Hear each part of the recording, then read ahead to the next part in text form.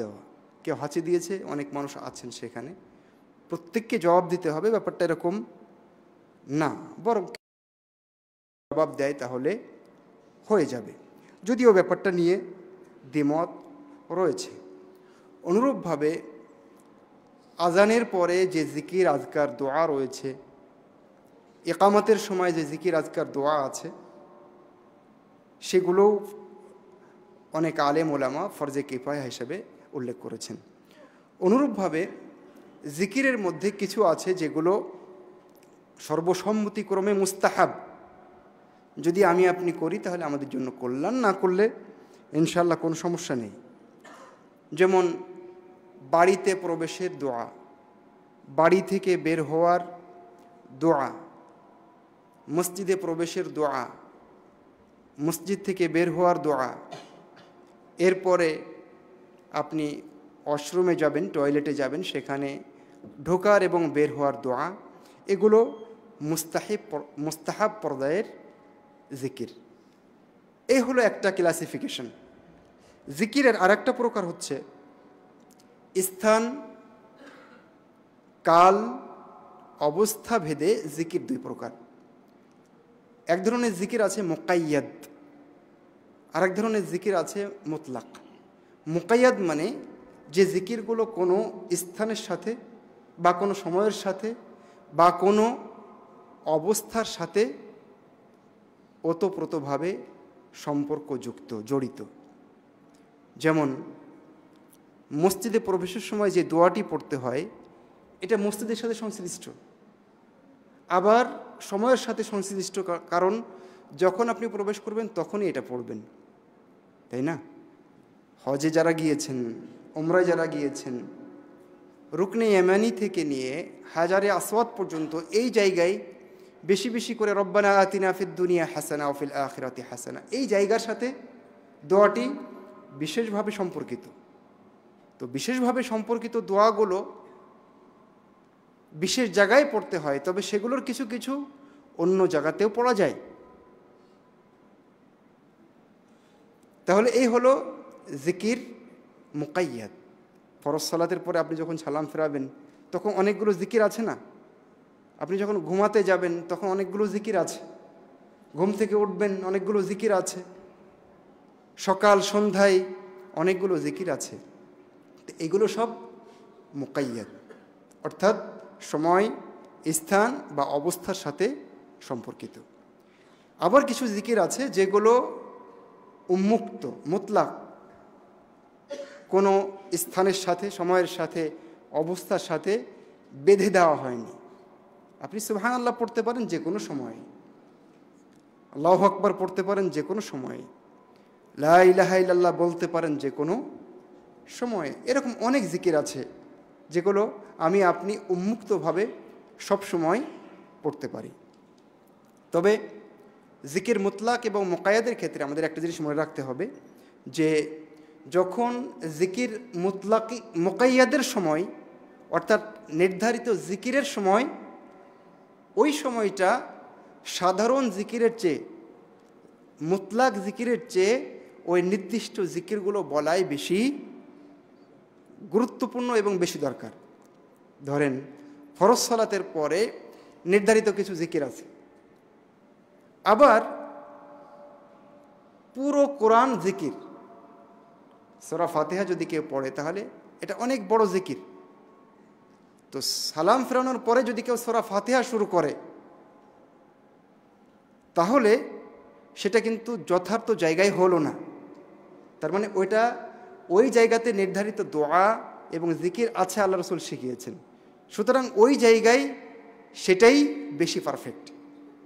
কথা বুঝতে পেরেছেন? সেজন্য মুকাইয়াদ এবং মুতলাক যখন একত্রিত হয়ে যাবে তখন মুকাইয়াদকে বেশি প্রাধান্য দিতে হবে।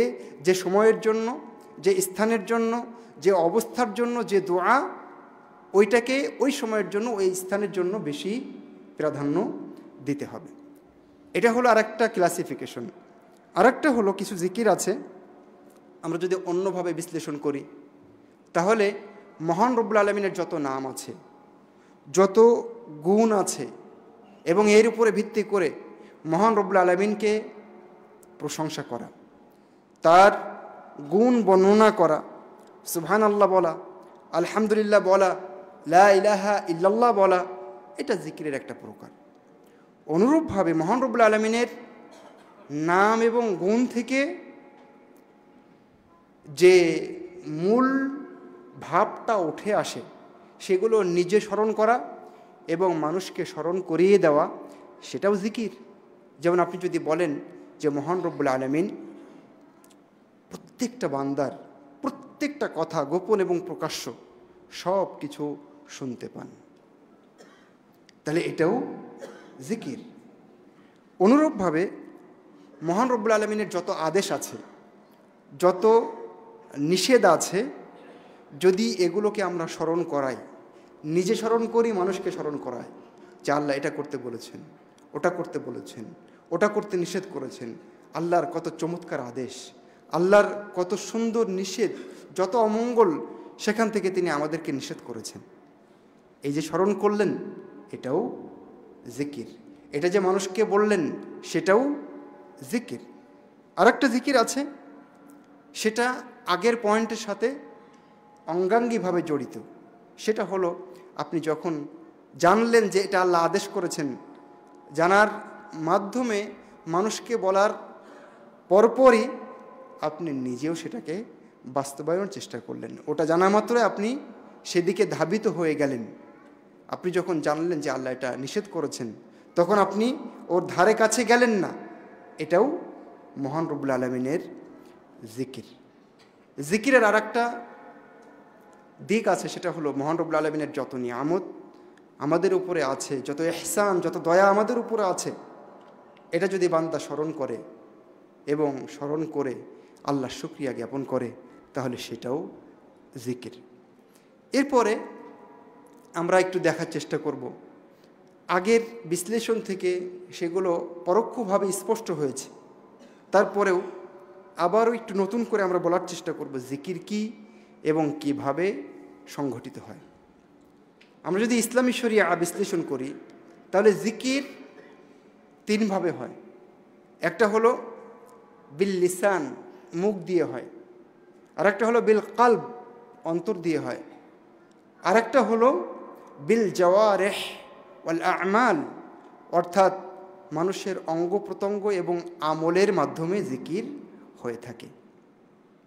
আমরা যদি জিকির যেগুলো মুখের মাধ্যমে হয়ে থাকে সেগুলোর উদাহরণ দেই, তাহলে সবার উপরে যে জিনিসটার নাম আসে সেটা হলো মহান রব্বুল আলামিনের কালাম, আল্লাহর কিতাব। যারা কোরআন তেলাওয়াত করে তার মানে তারা জিকিরে আছে, সলাতের বাইরে এবং ভেতরে। অনুরূপভাবে যত জিকির আজকার কোরআন এবং হাদিস আমাদেরকে করতে বলেছে, রাত দিন 24 ঘন্টার মধ্যে, এগুলো যদি কেউ মুখ দিয়ে বলে তাহলে সেটা হলো মুখের জিকির। এরপর অন্তরের জিকির কি? অন্তরের জিকির কয়েকভাবে হতে পারে। আপনি মনে মনে মুখে বলছেন যে আল্লাহু আকবার, আর হৃদয়ে ওইটাকে অনুধাবনের চেষ্টা করছেন যে আল্লাহু আকবার, আল্লাহ সবচেয়ে বড়, আল্লাহ মহান, এটা হৃদয়ে উপলব্ধির চেষ্টা করছেন। তাহলে এই যে উপলব্ধি, মুখ দিয়ে যা বলছেন, এটা মনে মনে চিন্তা করছেন এবং ভাবছেন, তার অর্থগুলো বোঝার চেষ্টা করছেন, এটা হলো অন্তরের এক প্রকার জিকির। এবং একজন মানুষ জিকির করতে আছে কিন্তু বেখেয়াল, তার চেয়ে অনেক গুণ ভালো জিকির এই ব্যক্তির, যিনি মুখে যা বলছেন অন্তর দিয়ে সাথে সাথে সেটাকে হৃদয়ঙ্গমনের চেষ্টা করছেন, ওগুলোর অর্থ বোঝার চেষ্টা করছেন। সম্মানিত মুসল্লিবৃন্দ, অন্তরের জিকিরের ভিতরে আরও আছে মানুষ আল্লাহর নিয়ামতগুলোকে উল্লেখ করে করে তার পক্ষে সাক্ষ্য দেয়। আল্লাহর বড় নিয়ামত, ছোট নিয়ামত, অনেক আগে পেয়েছে সেই নিয়ামত, এখন নতুন পাচ্ছে টাটকা নিয়ামত, সব নিয়ামতকে স্মরণ করে করে আল্লাহ জিকির হৃদয় দিয়ে মানুষ করতে পারে। আল্লাহ বলেছেন, ইয়া আইয়ুহাল্লাযীনা আমানু যকুরুল্লাহ, ইয়া আইয়ুহাল্লাযীনা আমানু যকুরু নি'মাতাল্লাহি আলাইকুম, হে ঈমানদারগণ, তোমরা তোমাদের উপরে মহান আল্লাহর যত নিয়ামত আছে সেই নিয়ামতগুলোকে স্মরণ করার চেষ্টা করো। অনুরূপভাবে অন্তরের জিকিরের মধ্যে আছে মানুষ আল্লাহ সৃষ্টি নিয়ে ভাববে। আসমান, জমিন এবং এত দুভয়ের মাঝে যত আশ্চর্য সাধারণ যত ধরনের সৃষ্টি আছে, যদি মানুষ চিন্তা ভাবনা করে এবং চিন্তা ভাবনার ফলশ্রুতিতে সে মহান রব্বুল আলামিনের শুকরিয়া আদায় করতে শেখে, তাহলে এটাও অন্তরের জিকিরের অন্তর্ভুক্ত। সম্মানিত উপস্থিতি, এরপরে অঙ্গ প্রত্যঙ্গের যে জিকির, সেটা কিন্তু আগের যে দুটো প্রকার গেল, মুখের এবং অন্তরের জিকির, তার উপরে ভিত্তি করে প্রতিষ্ঠিত হয়। অর্থাৎ আপনি যখন অন্তরে বিশ্বাস করবেন যে আল্লাহ একজন আছেন, তার আদেশ মানতে হবে, তিনি অমুক অমুক বলেছেন, তিনি জুমায় আসতে বলেছেন, তিনি সালাত আদায় করতে বলেছেন 5 ওয়াক্ত, এবং সেটাকে বাস্তবায়নের জন্য আপনি সবসময় অগ্রগামী থাকেন, খুব ভালো করে চেষ্টা করেন, তাহলে এটা হলো জিকিরের পূর্ণ রূপ। তাহলে এটা হলো পূর্ণাঙ্গ জিকির। আপনি মনেও সেটা চিন্তা করেন, সেটা মুখ দিয়ে বলেন, আবার বাস্তবে মহান রব্বুল আলামিনের আদেশগুলোকে এবং নিষেধগুলো থেকে নিজেকে বাঁচাবার চেষ্টা করে থাকেন। তবে এখানে একটা জিনিস মনে রাখতে হবে, যদি মুখ দিয়ে না বলা হয়, কাজে বাস্তবায়ন করা না হয়, অন্তত মুখ দিয়ে না বলা হয়, শুধু মনে মনে স্মরণ করা হয়, তাহলে সেটা শরিয়াতের পরিভাষায় যে জিকির, সেটা হবে না এবং সেই জিকির যথেষ্ট হবে না। ঠিক যেমন একজন মানুষ এখন শুয়ে আছে আর মনে মনে সূরা ফাতিহাটা চিন্তা করছে, কল্পনা করছে। আমি কি বলতে পারবো যে লোকটা সূরা ফাতিহা পড়েছে? বলতে পারবো না। ঠিক অনুরূপভাবে আমি মনে মনে কোনো বিষয়কে স্মরণ করছি, আল্লাহর কোনো বিষয়কে, তাহলে ওটা জিকির কখন হবে? যখন সেটা আমি মুখ দিয়ে উচ্চারণ করব। তার আগে ওটা শরিয়াতের পরিভাষায় শুধুমাত্র মনের জিকিরটা জিকির হিসাবে পরিগণিত হবে না। সম্মানিত উপস্থিতি, তাহলে এখন আমরা একটু আলোচনা করে নিতে পারি যে এটা যদি হয় জিকিরের শরঈ পদ্ধতি, অর্থাৎ যতগুলো আলোচনা করলাম, মনের মাধ্যমে, মুখের মাধ্যমে, অঙ্গ প্রত্যঙ্গের মাধ্যমে জিকির হয়, যদি আমরা এর বিপরীতে জিকিরের বিদআতি পদ্ধতিগুলো উল্লেখ করার চেষ্টা করি, তাহলে একটু মাত্র অল্প কিছু পয়েন্ট আপনাদের সামনে আমি উল্লেখ করতে পারি। তবে তার আগে একটি আসার, যেটি ইমাম দারিমি রহিমাহুল্লাহ তার সুনানে, এরপরে আরও অন্যান্য ওলামায়ে কেরাম তাদের কিতাবে আসারটি উল্লেখ করেছেন। আসারটি আপনাদের জানা থাকার কথা।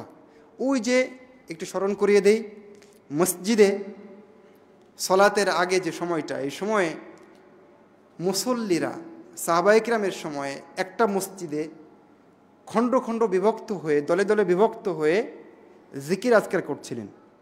প্রত্যেকটা দলে একজন করে নেতা ছিলেন এবং প্রত্যেকের কাছে ছোট্ট ছোট্ট পাথর টুকরা ছিল। পাথর টুকরার উদ্দেশ্য কি? ওইটা দিয়ে তাসবিহ তাহলিল গণনা করবেন। নেতা বলছেন যে তোমরা 100 বার আল্লাহু আকবার বলো। সবাই এবার 100 বার আল্লাহু আকবার বলছে আর পাথরগুলো সরাচ্ছে, আল্লাহু আকবার, আল্লাহু আকবার, আল্লাহু আকবার, আল্লাহু আকবার, এইভাবে 100 বার পূরণ করছেন। ঠিক এইভাবে সুবহানাল্লাহ, এইভাবে আল্লাহু আকবার, এইভাবে আলহামদুলিল্লাহ, এইভাবে লা ইলাহা ইল্লাল্লাহ, এইভাবে জিকির চলছে। আবু মুসা আল আশআরী রাদিয়াল্লাহু তাআলা আনহু এই ঘটনা জানতে পেরে তিনি আব্দুল্লাহ ইবনে মাসউদ রাদিয়াল্লাহু তাআলা আনহুর কাছে আসলেন এবং বললেন, মসজিদে আমি একটি অদ্ভুত দৃশ্য দেখে আসলাম। কথোপকথন হলো, আব্দুল্লাহ ইবনে মাসউদ সেখানে গেলেন, তিনি দেখলেন যা শুনেছেন আবু মুসা আল আশআরীর কাছে, সেখানে গিয়ে সেটাই তিনি দেখতে পেলেন। এরপরে আব্দুল্লাহ ইবনে মাসউদ রাদিয়াল্লাহু তাআলা আনহু তাদেরকে লক্ষ্য করে বললেন, মা হাযাল্লাযী আরাকুম তাসনাউন, আজকে তোমরা যা করছো এটা কি, আমি কি দেখছি এটা। তারপর আব্দুল্লাহ ইবনে মাসউদ বলছেন, ওয়াইহাকুম ইয়া উম্মাতা মুহাম্মদ, মুহাম্মদ সাল্লাল্লাহু আলাইহি ওয়াসাল্লামের উম্মাহ, তোমাদের জন্য ধ্বংস। মা আসরা হালাকাতাকুম, তোমাদেরকে এত দ্রুত কিসের ধ্বংস করলো, এত দ্রুত তোমরা ধ্বংস হয়ে গেলে কি করে। তিনি বললেন, হা উলাই সাহাবাতু নবিয়িকুম সাল্লাল্লাহু আলাইহি ওয়াসাল্লামা মুতাওয়াফিরুন, নবী সাল্লাল্লাহু আলাইহি সাল্লামের সাহাবীবৃন্দ এখনও পর্যাপ্ত পরিমাণে রয়েছেন, বেঁচে আছেন। ওয়া হাযিহি সিয়াবুহু লাম তাবলা, নবী সাল্লাল্লাহু আলাইহি সাল্লামের কাপড় চোপড়, জামা, রুমাল, তোয়ালে ইত্যাদি এখনও পচে নষ্ট হয়ে যায়নি।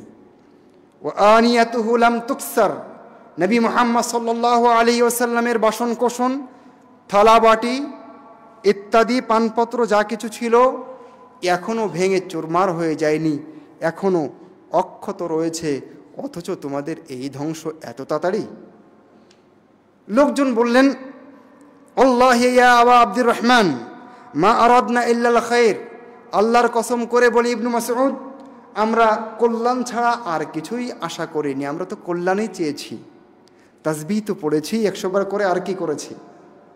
তখন আব্দুল্লাহ ইবনে মাসউদ বললেন, ওয়া কাম মিন মুরিদিন লিল খায়রি লান ইউসিবাহ, কত মানুষ কল্যাণ চায় কিন্তু কল্যাণের ধারে কাছেও যেতে পারে না কোশ্চিন কালেও। তিনি আরো বললেন, আলাইকুম বিত তারিক, শোনো, সরল সঠিক পথ তোমাদেরকে অবলম্বন করতে হবে। সিরাতে মুস্তাকিম, যে পথের উপরে আল্লাহ রসুল ছিলেন, যে পথের উপরে 4 খলিফা ছিলেন, যে পথের উপরে সাহাবীবৃন্দ রয়েছেন এখনো, ওই পথটাই অবলম্বন করতে হবে। ফালজামু, এই পথটাকে তোমরা আঁকড়ে ধরে থাকো। ফাওয়াল্লাহি লাইন ফাআলতুম লাকাদ সাবাকতুম সাবকান বাঈদা, আল্লাহর কসম করে বলি, যদি তোমরা এই কাজটা করতে পারো, এই পথটা ধরতে পারো, তাহলে তোমরা অনেক দূর অগ্রগামী হয়ে যাবে। পক্ষান্তরে যদি তোমরা লাইন আখাযতুম ইয়ামিনান ওয়া শিমালান, যদি তোমরা ডানে বামে চলে যাও, সরল সঠিক পথ ছেড়ে দিয়ে, লা তাদিল্লুন্না দালালান বাঈদা, তাহলে অবশ্যই অবশ্যই তোমরা পথভ্রষ্ট হয়ে যাবে। তার মানে জিকির আজকার দিয়েছেন আল্লাহ, পদ্ধতি শিখিয়েছেনও আল্লাহ, সুতরাং সেই পদ্ধতির মাঝেই আমাদেরকে সীমাবদ্ধ থাকতে হবে। জিকির তো ঠিক আছে, পদ্ধতি যে ঠিক নাই, সেই কারণে জিকির অনেক সময় গুনাতে পরিণত হতে পারে যদি সেটা পদ্ধতি ঠিক না হয়।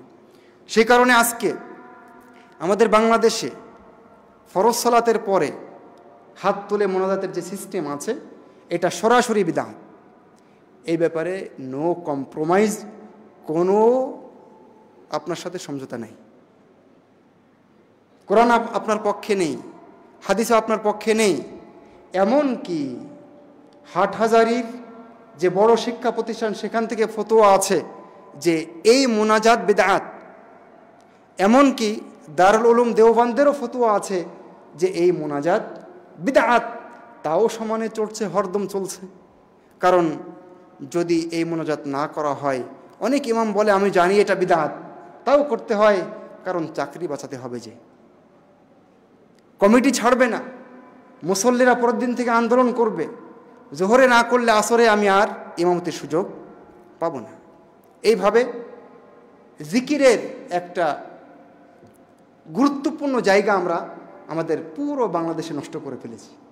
ফরজ সালাতের পরে যত জিকির আছে আজকে বেশিরভাগ মুসল্লি জানেই না। কেন জানে না? কারণ সে ইমামের উপরে নির্ভর করেই বড় হয়েছে। ইমাম বলবে যে আল্লাহুম্মা আমিন, একটু পরে কয়েক সেকেন্ড পরে বলবে বিরহমাতিকা ইয়া আরহামার রাহিমিন, আর মুসল্লি উঠে দৌড় দিবে। এখানে যে আল্লাহ রসুল এত জিকির করলেন, সেগুলো জানি না, জানার সুযোগও দেওয়া হয়নি, শুধুমাত্র বিদআতি এই পদ্ধতির কারণে।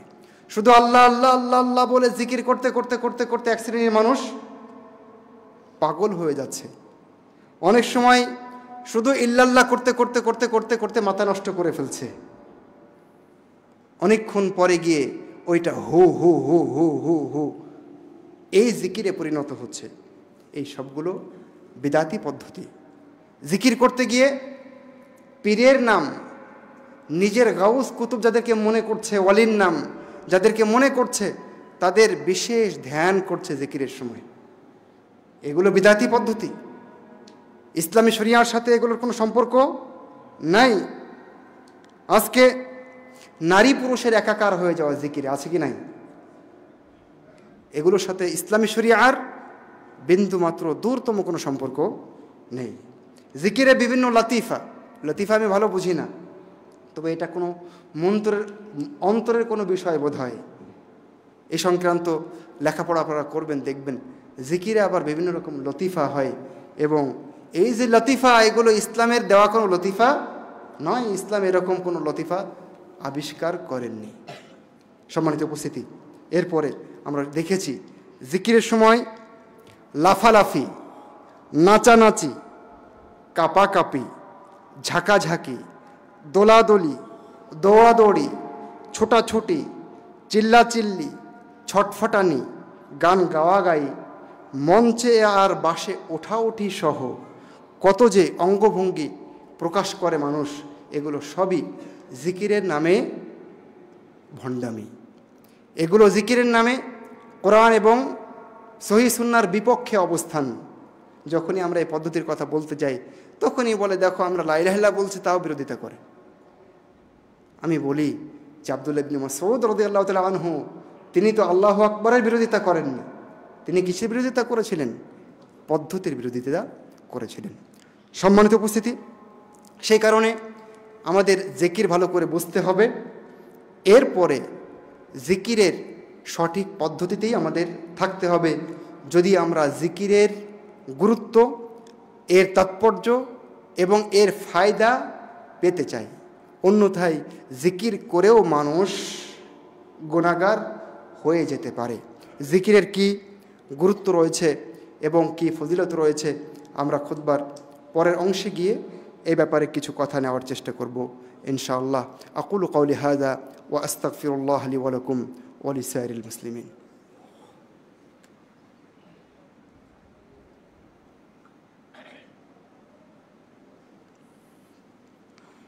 ইন্নাল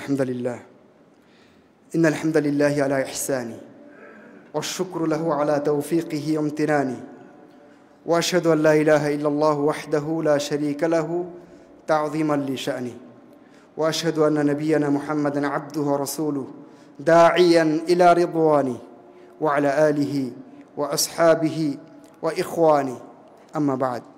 সম্মানিত উপস্থিতি, প্রিয় মুসল্লিবৃন্দ, পর্দার অন্তরালে আমার মা এবং ভগ্নীগণ, জিকিরের গুরুত্ব এবং তাৎপর্য বলার আগে আপনারা জানেন যে সিলেটে এখন বন্যা পরিস্থিতি আমরা খেয়াল করেছি বেশ কিছুদিন থেকে, এবং এখনও বর্ষার মৌসুম বলা যায় শুরুর দিকে।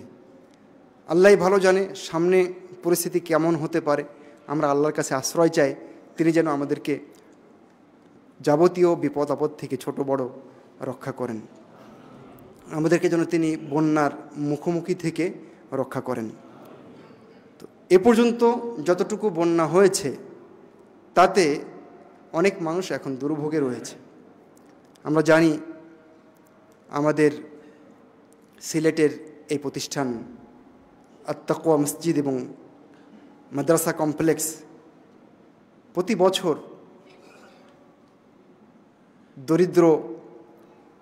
দারিদ্র পীড়িত, সমস্যায় জর্জরিত, বন্যা কবলিত বিভিন্ন মানুষের পাশে যাদের দরকার আছে তাদের পাশে সবসময় দাঁড়ায়। মানবতার সেবায় এই প্রতিষ্ঠানটি সবসময় অগ্রগামী।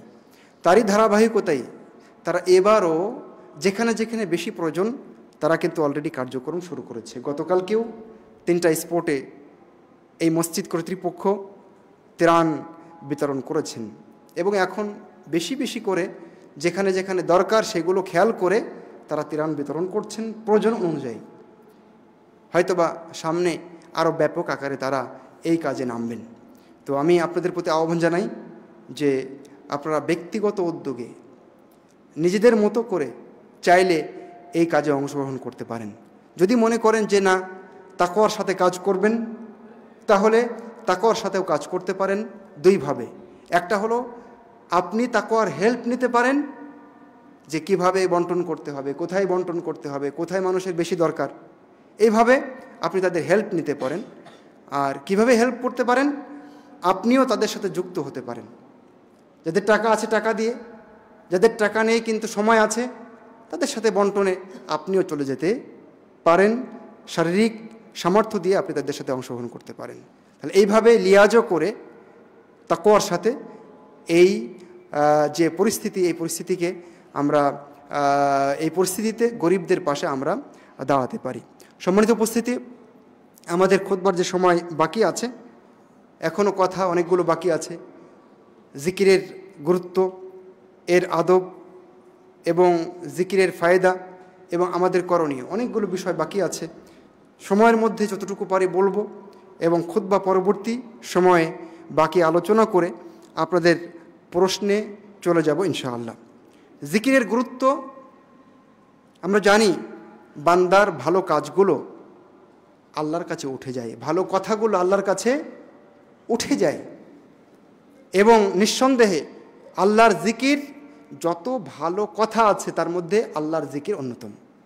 আল্লাহ বলেছেন ইলাইহি ইয়াসআদুল কালিমুত তাইয়্যিব, তার নিকটে ভালো কথাগুলো উঠে যায়। হাদিসে ইবনে মাজাহ বর্ণনা করেছেন এবং সহিহ হাদিস, রাসূলুল্লাহ সাল্লাল্লাহু আলাইহি সাল্লাম বলেছেন, তোমরা আল্লাহর মাহাত্ম্য বর্ণনায় যে জিকির করে থাকো, সুবহানাল্লাহ, লা ইলাহা ইল্লাল্লাহ, আলহামদুলিল্লাহ, এগুলো যে পড়ে থাকো, এগুলো ইয়ানআতিফনা হাওলাল আরশি, এগুলো আরশের চারপাশে ঘুরতে থাকে। লাহুন্না দাউইয়ুন কাদাউইন নাহলি, মৌমাছির যেমন গুনগুন আওয়াজ হয়, এই জিকির এরকম গুনগুন আওয়াজ করতে থাকে। তুযাক্কিরু বিসাহিবিহা, আর আরশের পাশে চলতে থাকে, ঘুরতে থাকে এবং কে এই জিকির করেছে তাদের নাম স্মরণ করাতে থাকে। আল্লাহ রাসূল সাল্লাল্লাহু আলাইহি সাল্লাম বলেছেন, তোমাদের কেউ কি চায় না যে আল্লাহর কাছে তার নামটা বারবার স্মরণ করাবে, এরকম কোনো উপায় অবলম্বন করুক? জিকির এমন গুরুত্বপূর্ণ বিষয়, যদি কেউ একাকী নির্জনে জিকির করে, জিকির করতে করতে যদি কেঁদে ফেলে, চোখ দিয়ে পানি আসে, তাহলে মহান রব্বুল আলামিন একান্ত অনুগ্রহ করে তাকে কাল কিয়ামতের ময়দানে তার আরশের বিশেষ ছায়ায় তাকে ছায়া দান করবেন। রাসূলুল্লাহ সাল্লাল্লাহু আলাইহি ওয়াসাল্লাম বলেছেন, 7 শ্রেণীর মানুষ বিশেষ ছায়ায় আশ্রয় পাবেন। তাদের এক শ্রেণীর হলেন ওয়া রাজুলুন যাকারাল্লাহ খালিয়ান, ওই ব্যক্তি যে নির্জনে আল্লাহর জিকির করে, ফাফাদাত আইনা, জিকির করতে করতে তার চোখ দিয়ে পানি ভেসে যায়। এই ব্যক্তিকে মহান রব্বুল আলামিন কাল কিয়ামতের বিভীষিকাময় দিনে তার আরশে আশ্রয় দান করবেন। সম্মানিত উপস্থিতি, জিকির এমন গুরুত্বপূর্ণ যে মহান রব্বুল আলামিন, যে ব্যক্তি তার জিকির করবে, মহান রব্বুল আলামিনও তাকে স্মরণ করবেন এবং মহান রব্বুল আলামিন তার সাথে থাকবেন। আল্লাহ বলেছেন, ফাজকুরুনি আযকুরকুম, তোমরা আমার জিকির করো, আমি তোমাদেরকে স্মরণে রাখব। হাদিসে কুদসিতে মহান রব্বুল আলামিন বলেছেন, আনা ইনদা যান্নি আবদি বি, আমি আমার বান্দার ধারণার কাছেই থাকি। ওয়া আনা মাআহু ইযা যাকারানি, আমি তার সাথেই থাকি যখন সে আমার জিকির করে। যখন সে মনে মনে জিকির করে, তখন আমিও তাকে মনে মনে স্মরণ করে থাকি। যখন সে মানুষের মাঝে উপস্থিত আছে, তাও সে জিকির থেকে আমাকে ভোলেনি, তখন আমি ওই যে মানুষ, এদের চেয়ে অনেক উত্তম সৃষ্টির সামনে আমি ওই লোকটার, ওই ব্যক্তিকে স্মরণ করে থাকি। সুবহানাল্লাহ। সম্মানিত উপস্থিতি, সেই কারণে জিকিরে আমাদের আত্মনিয়োগ করতে হবে। জিকির হচ্ছে সর্বোত্তম আমল, জিকির হচ্ছে অনেক মর্যাদায় উঁচু আমল, জিকির হচ্ছে স্বর্ণ এবং রূপা দান করার চেয়ে বেশি কল্যাণকর। জিকির আল্লাহ রাস্তায় জিহাদ করতে গিয়ে কাফেরদেরকে মারা এবং তাদের কাছে মার খাওয়ার যে নেকি তার চেয়ে বেশি উত্তম। রাসূলুল্লাহ সাল্লাল্লাহু আলাইহি ওয়াসাল্লাম যখন বক্তব্য দিলেন, এরকম একটা আমলের কথা তোমাদেরকে কি বলবো না, এগুলো যে আমলটা এগুলো এই ইবাদতের চেয়ে উত্তম হতে পারে। সাহাবা ইকরাম বললেন, বালা, জি হ্যাঁ আল্লাহ রসুল, আপনি আমাদেরকে বলুন। তখন আল্লাহ রসুল বললেন, জিক্রুল্লাহ, সেগুলো হলো আল্লাহর জিকির। যত আমল বলা হলো, এমনকি স্বর্ণ রূপা আল্লাহ রাস্তায় দান করার চেয়েও জিকিরটা মহান রব্বুল আলামিনের কাছে বেশি প্রিয়। জিকির করে একটা মানুষ যত দূরে অগ্রসর হতে পারে, কল্যাণের যত পথে থাকতে পারে, পরকালে মুক্তির যত কাছাকাছি যেতে পারে, অন্য কোনো মাধ্যমে এত অগ্রগামী হতে পারে না। রাসূলুল্লাহ সাল্লাল্লাহু আলাইহি ওয়াসাল্লাম বলেছেন, সাবাকাল মুফাররিদুন, যারা বেশি বেশি জিকির করে তারা অগ্রগামী হয়েছে। সাহাবা ইকরাম জিজ্ঞেস করলেন, আল্লাহ রসুল, আল মুফাররিদুন যে বললেন এরা কারা? তখন আল্লাহ রসুল বললেন, আয-যাকিরুন আল্লাহ কাসীরান ওয়া যাকিরাত, তারা হচ্ছে ওই সব নারী পুরুষ যারা মহান রব্বুল আলামিনের জিকির অনেক বেশি করে থাকে, যাদের জন্য মহান রব্বুল আলামিনের নিকটে তিনি নিজে বিশেষ মর্যাদার স্থান তিনি রেডি করে রেখেছেন, যিনি তাদের জন্য বিশেষ নেকির জায়গা প্রস্তুত করে রেখেছেন।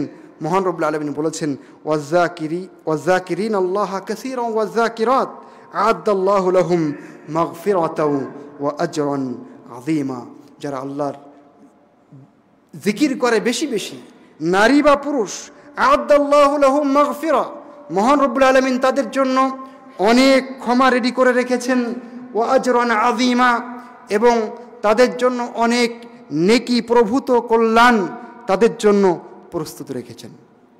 সম্মানিত উপস্থিতি, জিকির এমন একটি ইবাদত যার নির্দেশ মহান রব্বুল আলামিন দিয়েছেন যে উযকুরুল্লাহ যিকরান কাসীরা, তোমরা আল্লাহর জিকির করো অনেক বেশি বেশি, ওয়াসাব্বিহুহু বুকরাতাও ওয়া আসীলা, আর সকালে সন্ধ্যায় তোমরা তার তাসবিহ পাঠ করার চেষ্টা করো।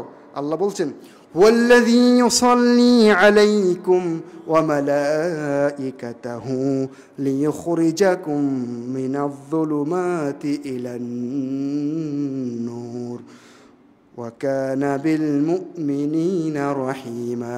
আল্লাহ বলছেন, যদি তোমরা জিকির করতে পারো, সকাল সন্ধ্যায় তার তাসবিহ পড়তে পারো, তাহলে এই আল্লাহ তোমাদের উপরে রহমত বর্ষণ করবেন।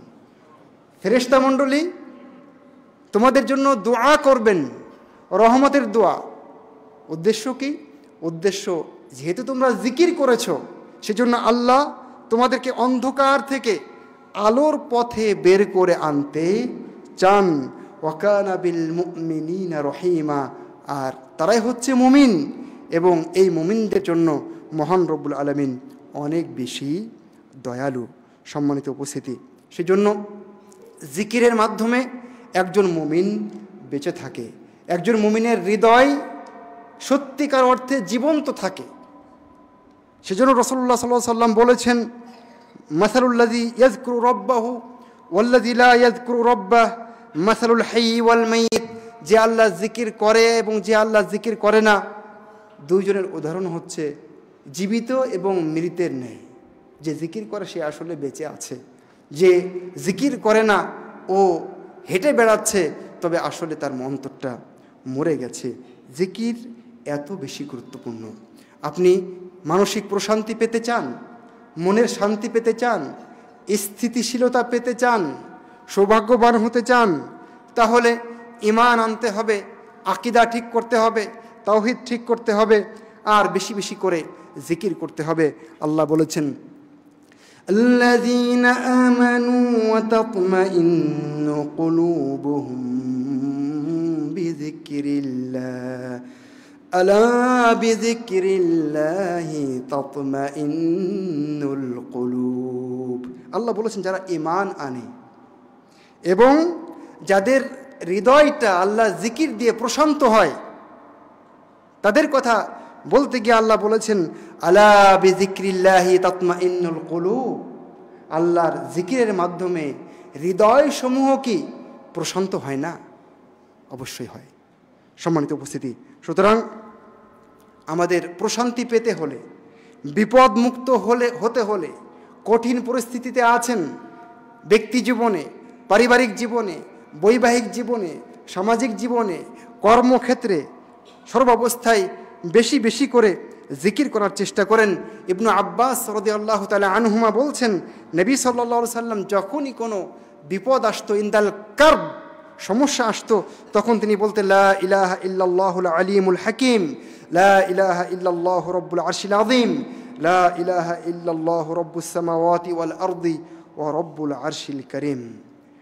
নবী ইউনুস আলাইহিস সালাম যুন্নুন, মাছের পেটে যখন পড়েছিলেন, অন্ধকার, মাছের পেটের এক অন্ধকার, গহীন সাগরের নিচে আর এক অন্ধকার, অন্ধকারের পরে অন্ধকার, কঠিন অন্ধকারে তিনি বলেছিলেন, লা ইলাহা ইল্লা আনতা সুবহানাকা ইন্নী কুনতু মিনাজ জালিমিন। আল্লাহ রাসূল বলছেন, এর মাধ্যমে মহান রব্বুল আলামিন তাকে মুক্ত করেছিলেন। এবং যে কেউ, যে কোনো মুসলিম যে কোনো সমস্যায় যদি এই দোয়া পড়ে, ইল্লাস্তাজাবাল্লাহু লাহু, তাহলে মহান রব্বুল আলামিন তার আহ্বানে, তার ডাকে অবশ্যই সাড়া দেবেন। সম্মানিত উপস্থিতি, সেজন্য আমাদেরকে জিকিরের সাথে থাকতে হবে যদি আমরা ভালো চাই ইহকাল এবং পরকালে। ইনশাআল্লাহ সালাত পরবর্তী সময়ে বাকি কথা হবে। মহান রব্বুল আলামিন আমাকে, আপনাকে, প্রত্যেককে, উপস্থিত অনুপস্থিত যাদের কাছে এই আওয়াজ যাচ্ছে, সবাইকে জিকিরের সাথে সার্বক্ষণিক থাকার তৌফিক দান করুন। এবং জিকিরের ক্ষেত্রে আমরা যেন নববী পদ্ধতি, সালাফে সালেহিনের নির্দেশনা অনুযায়ী আল্লাহ রসুলের পদ্ধতি জিকিরে অবলম্বন করতে পারি। আল্লাহ রসুলের চেয়ে এত বেশি জিকির আর কেউ করতে পারেননি এবং পারা সম্ভব নয়। কিন্তু তার জিকিরে যে সমস্ত পদ্ধতি আমরা একটু আগে বলেছিলাম, বিদাতি পদ্ধতি, তার একটাও ছিল না। সুতরাং কল্যাণ যদি খুঁজতে হয়, আল্লাহ রসুলের পদ্ধতিতেই খুঁজতে হবে। মুক্তি যদি পেতে হয়, তাহলে আল্লাহ রসুলের পদ্ধতিতেই ফিরতে হবে। এর বাইরে মানবতা মুক্তি পেতে পারে না, এর বাইরে মানবতা শান্তি পেতে পারে না, না ইহকালে না পরকালে। সেজন্য আমরা জিকির সহ সব কিছুতে নবী মুহাম্মদ সাল্লাল্লাহু আলাইহি সাল্লামকে সামনে রেখেই, তাকে একমাত্র এবং চূড়ান্ত আদর্শ মেনেই আমাদের যাবতীয় ইবাদত, বন্দিগি, জিকির, আজকার সব কিছু করার চেষ্টা করব। আমিন সুম্মা আমিন। আকুলু কওলি হাযা ওয়া আস্তাগফিরুল্লাহ লি ওয়া লাকুম ওয়া লিসাইরিল মুসলিমিন। রব্বানা তাকাব্বাল মিন্না ইন্নাকা আনতাস সামিউল আলিম। রব্বানা আতিনা ফিদ দুনিয়া হাসানা ওয়া ফিল আখিরাতি হাসানা ওয়া কিনা আযাবান নার। হাযা ওয়াল্লাহু তাআলা আ'লাম ওয়া আহকাম। ওয়া সাল্লাল্লাহু ওয়া সাল্লামা আলা নবিনা মুহাম্মদ ওয়া আলা আলিহি ওয়া সাহবিহি আজমাইন। কুমু লিস-সালাহ।